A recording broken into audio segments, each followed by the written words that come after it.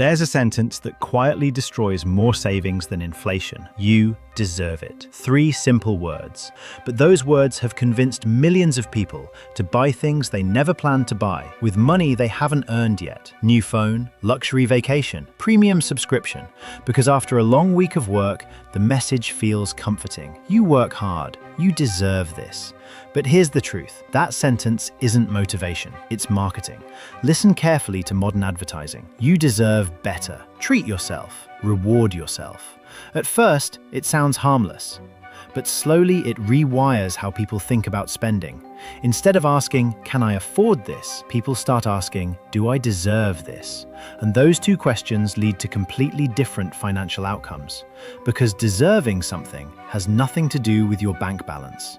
And that's exactly where the trap begins. 1. Emotional spending.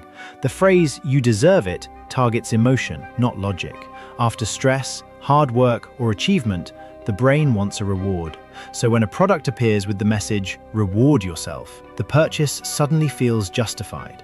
But the real question should be, does this purchase improve my future or just my mood today? 2. Lifestyle inflation. Now the trap becomes bigger. Every raise, every promotion, every milestone becomes a reason to upgrade something. Better phone, better car, better lifestyle. At first, it feels like progress, but something dangerous happens.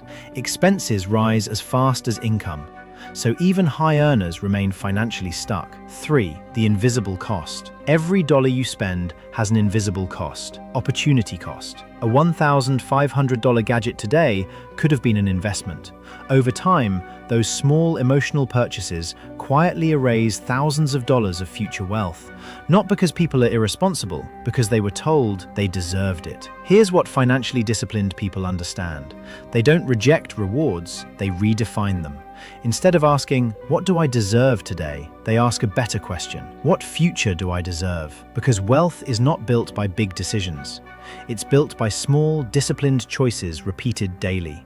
So the next time you hear a message that says, "You deserve it," pause and ask yourself, is this purchase building my future or just satisfying my emotions today? If you want more breakdowns of the hidden psychology behind money and spending, subscribe to the channel and tell me in the comments, what's the most expensive "I deserved it" purchase you've ever made? Your answer might reveal more than you think.